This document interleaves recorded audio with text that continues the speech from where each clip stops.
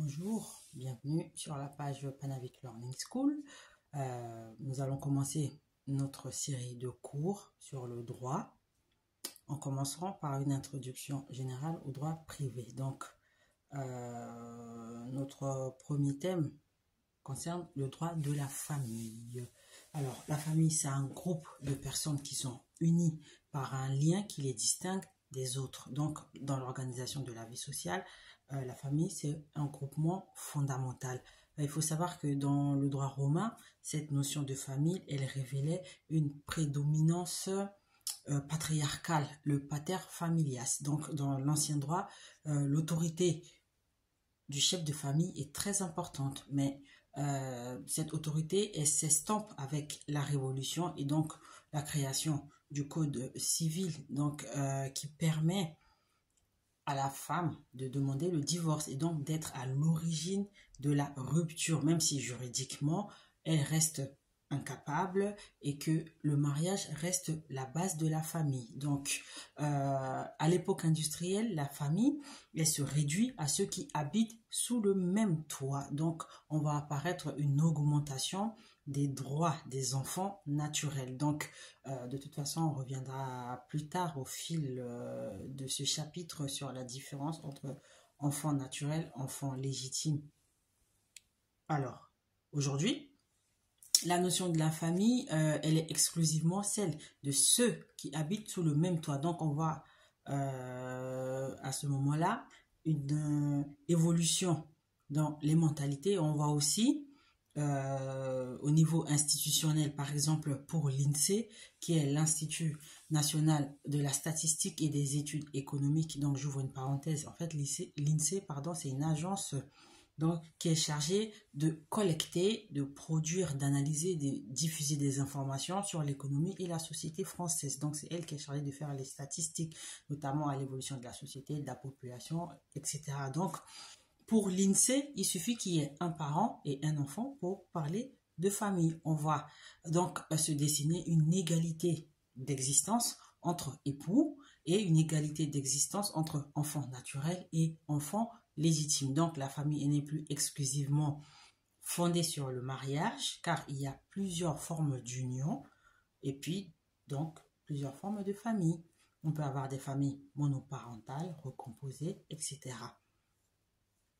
Maintenant qu'on a planté le décor, on peut attaquer le vif du sujet en commençant par le concubinage. Parce qu'il faut savoir qu'en droit de famille, justement, les thèmes abordés concernent principalement le concubinage, le mariage, le divorce, la filiation et tout ce qui va avec en termes de pension alimentaire, de paternité, etc., etc. Donc, commençons par le couple de concubins. Donc, pour les personnes qui ont choisi de ne pas adhérer au mariage établi par la loi, on utilise deux expressions. Donc, l'union libre et le concubinage. Donc, cette expression désigne une situation de relation amoureuse stable de deux personnes vivant en commun sous le même toit comme des gens mariés.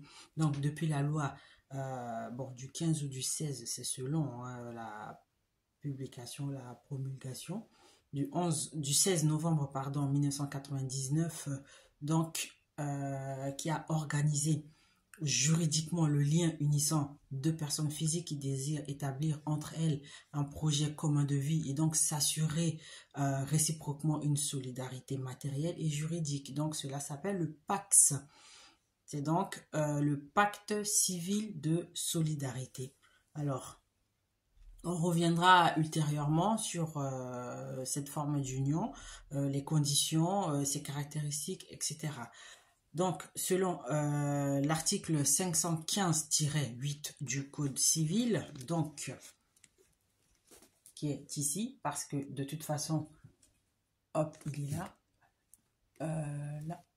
De toute façon, le cours, il est fait avec comme support le Code civil.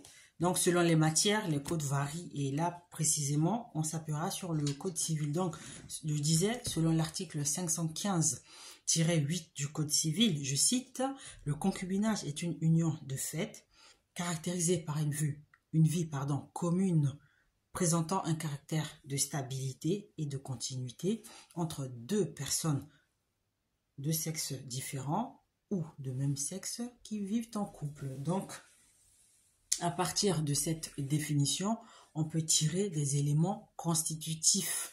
Alors, même s'il est vrai qu'il n'est pas possible de donner à toute cohabitation un statut ou d'en tirer des conséquences juridiques de façon systématique, le droit peut intervenir autant que la situation à laquelle il s'applique revêt certaines conditions. Donc, si le concubinage est essentiellement une union de fait, le droit ne peut l'ignorer car il engendre des situations qui relèvent du droit. Donc, selon ce même article que nous avons cité précédemment, ce qui caractérise le concubinage, c'est qu'il commence sans aucun formalisme et se place volontairement à l'écart du droit. Donc, pour prouver qu'il y a concubinage, la preuve se fait par tout moyen. Facture d'électricité, témoignages de proches, photos, etc. Donc, la preuve du concubinage résulte de ce fait de la seule cohabitation. Donc, il ne pourra produire des effets juridiques qu'à la condition que cette union revête un caractère de stabilité et de continuité. Donc, c'est la seule condition pour pouvoir établir une situation de concubinage. Selon cet article, vers la fin, on le lit, de toute façon, il n'y a aucune différence de sexe. Donc, le concubinage, il cesse soit par la séparation, soit par le décès de l'un des concubins. Ensuite, le concubinage produit des effets. Donc, on peut scinder ce moment-là en plusieurs parties, commençant d'abord par les effets qui sont produits pendant l'union, pendant que le concubinage est en cours. Donc, pendant l'existence du concubinage, ce concubinage, justement, il peut être invoqué par les concubins. Premièrement, en matière d'assurance. Donc, le premier avantage est qu'on accorde la qualité d'ayant droit à la personne qui vit maritalement avec l'assuré et étant à sa charge. On peut citer par exemple une femme au foyer qui n'exerce pas d'activité professionnelle, mais qui est rattachée sur le plan de l'assurance à son concubin. Deuxièmement, le concubinage, il peut être invoqué par les concubins concernant le bail d'habitation. Donc, le bailleur peut reprendre son logement au profit de son concubin notoire. Donc, le bailleur, c'est la personne propriétaire du logement qui le donne en location. Alors, cette notion de concubinage notoire sous-entend une communauté de vie et d'intérêt et suppose une relation stable hors mariage connue des tiers. Donc, cette précision relève en fait d'une décision de la Cour de cassation de Paris, donc décision qui date du 16 janvier 2001. Alors, après, il y a des particularités, notamment si le logement il est social, s'il est privé, etc. Ensuite, le bail, donc s'il a été établi au nom de l'un des deux concubins et qui venait à décider, il pourra se poursuivre sur l'autre concubin survivant. Troisièmement, le concubinage peut être invoqué par les concubins en matière de filiation. Donc ici, filiation, on parle d'enfants. Donc dans ce cas précis, le concubinage, il permet aux concubins, par exemple, d'avoir recours à la procréation médicalement assistée. Par contre, il en va différemment de la participation aux dépenses de la famille ainsi que de l'adoption. Mais on reviendra bien plus tard sur les particularités de ces deux cas-là. Ensuite, le concubinage opposé au tiers, c'est-à-dire qui s'impose aux autres, aux gens qui sont extérieurs à la relation. Premièrement, en matière de dette. Donc, si le couple de concubins a pu faire croire à l'apparence d'un couple